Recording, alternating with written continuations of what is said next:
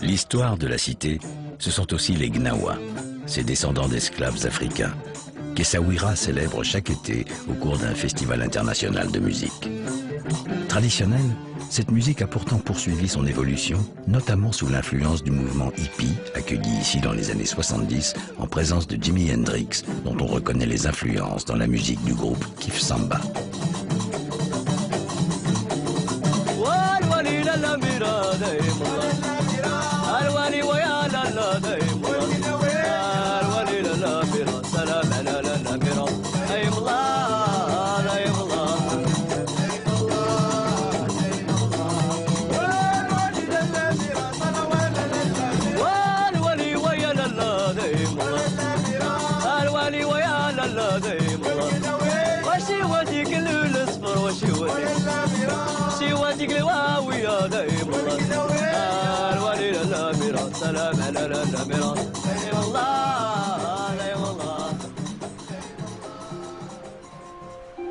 Essaouira, c'est aussi la ville du vent, qui, malgré la chaleur accablante de l'été, rend l'atmosphère agréable.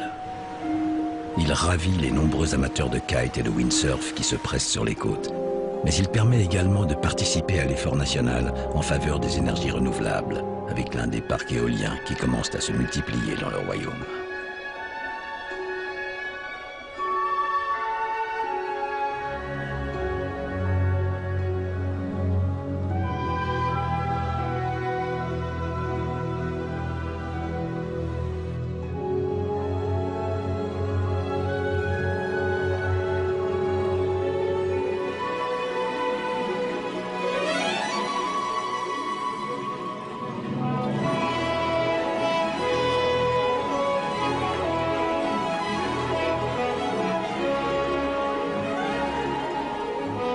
Une plage de sable longue de 10 km, des températures douces, 300 jours de soleil par an.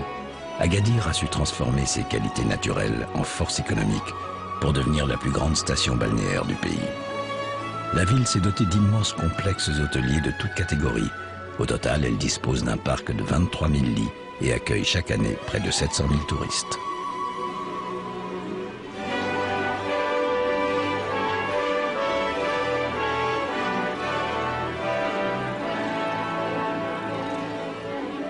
À quelques kilomètres seulement, les grandes constructions laissent place aux petits villages de terre qu'on appelle des douars.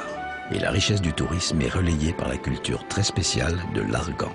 Cette plante aux nombreuses vertus tant cosmétiques qu'alimentaires, et dont les Occidentaux sont maintenant de grands consommateurs, a la particularité de n'exister nulle part dans le monde ailleurs qu'ici, entre le Haut et le Moyen Atlas.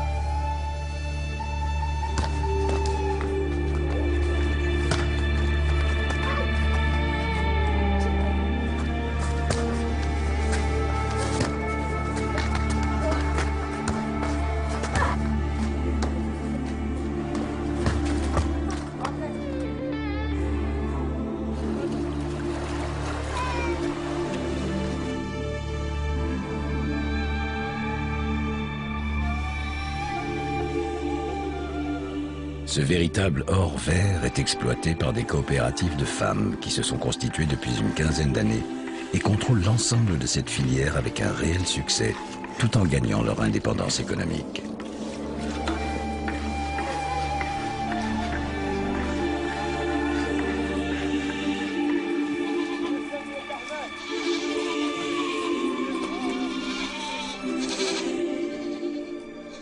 Fatima Améri préside l'Union des coopératives de l'huile d'argan des environs d'Agadir.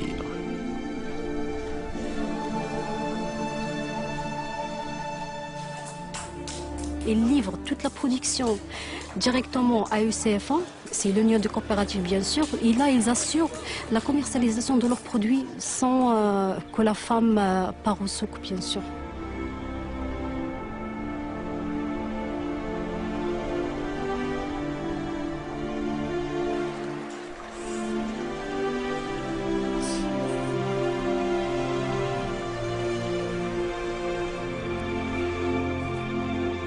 Les amandes deviennent un outil d'émancipation pour les femmes. Ensemble, elles ont engagé une formatrice qui vient enseigner dans le village, apprendre à lire, à compter, pour acquérir une nouvelle autonomie. L'alphabétisation, c'est beaucoup plus une alphabétisation fonctionnelle. C'est-à-dire, il apprend à lire et à écrire et aussi savoir les bonnes manières, les bonnes étapes de production de l'huile d'argan. C'est surtout ça. C'est les étapes de production de l'huile d'argan. Ce qui apporte l'argan, comment préserver cet arbre qui est une source de revenus pour vous les femmes.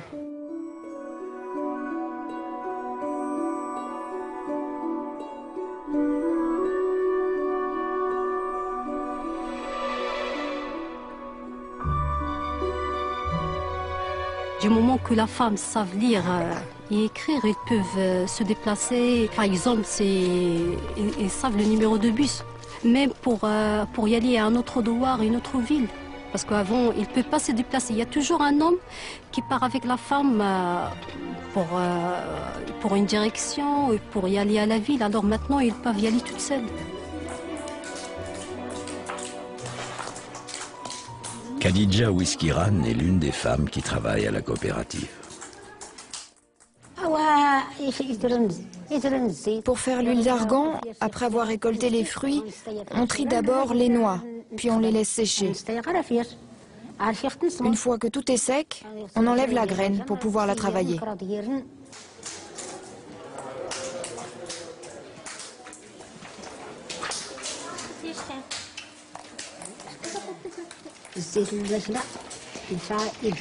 L'argan, c'est bon pour la santé.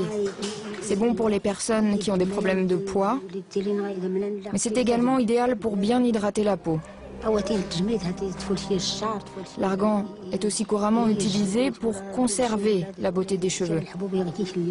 On le conseille aussi pour lutter contre les rhumatismes et encore pour ceux qui rencontrent des problèmes de circulation sanguine.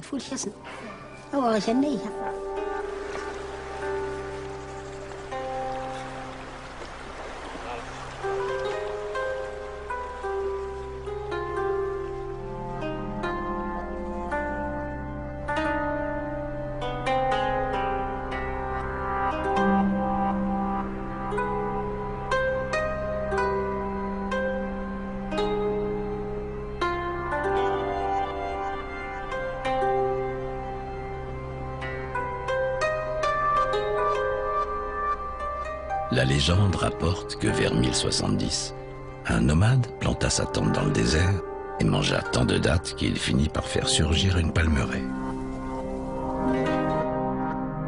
Ainsi naquit Marrakech.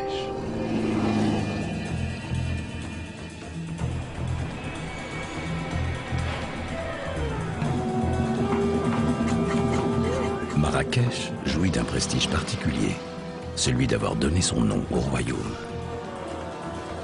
Capitale incontestée du tourisme marocain, elle attire chaque année plus d'1,5 million de visiteurs, séduits par l'effervescence et le folklore de la fameuse place Jemaa el Fna.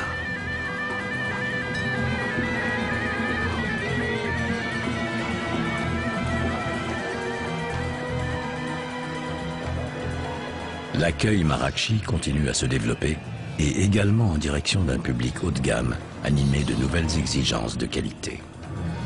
Symbole de ce tourisme d'exception, la Mamounia est un palace mythique dont la récente rénovation a été confiée au décorateur français Jacques Garcia. Il y a peu de mythes en matière d'hôtellerie. Et la Mamounia, c'est vraiment le symbole du voyage. J'ai connu, moi, la Mamounia il y a 40 ans. Je l'ai connu donc avant toutes les modifications. Je l'ai connu dans l'état Churchill, finalement. Et c'est un endroit qui m'a ouvert l'esprit sur l'Orient.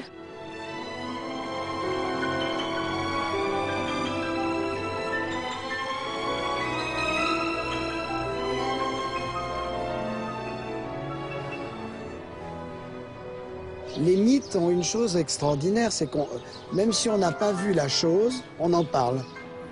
Et c'est ça, créer un mythe, c'est-à-dire donner le sentiment qu'au fond, on n'a rien fait. Alors qu'ici, tout l'espace a été transformé.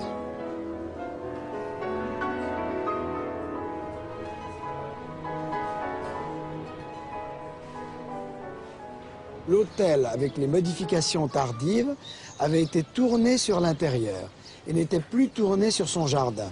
Alors je veux dire par là que les espaces de vie n'étaient plus avec des fenêtres communiquant au jardin. Ça a été évidemment la première modification que j'ai apportée. Ce qui comptait, c'est de recréer dans cet espace une vie qui puisse s'harmoniser autour d'un jardin et un espace de vie collectif. Un endroit comme celui-ci n'est plus un endroit réservé à la clientèle de l'hôtel. C'est un endroit ouvert à la ville. Ça veut dire tous les gens qui ont des maisons, des gens qui sont installés Marrakchi, entre guillemets, puissent venir ici et en faire presque leur quartier général.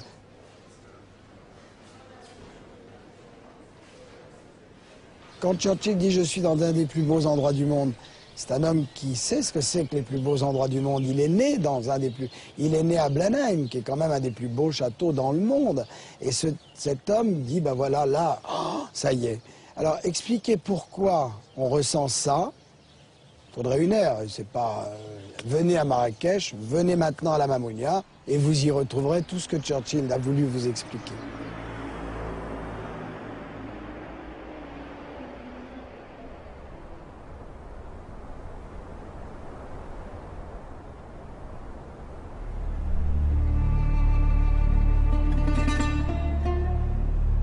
À seulement quelques kilomètres en direction de l'Atlas, l'effervescence Marrakchi s'estompe.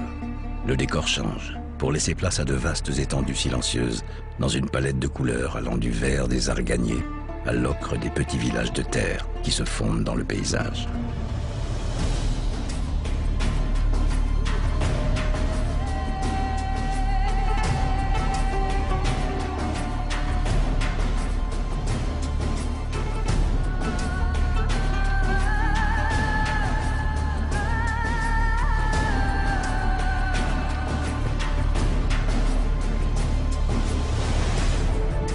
Cette nature généreuse et authentique est aujourd'hui au cœur de toutes les attentions et le royaume, depuis quelques années, favorise le développement des énergies renouvelables ainsi que des projets d'écotourisme, une activité en plein essor qui sait profiter du patrimoine naturel tout en le respectant.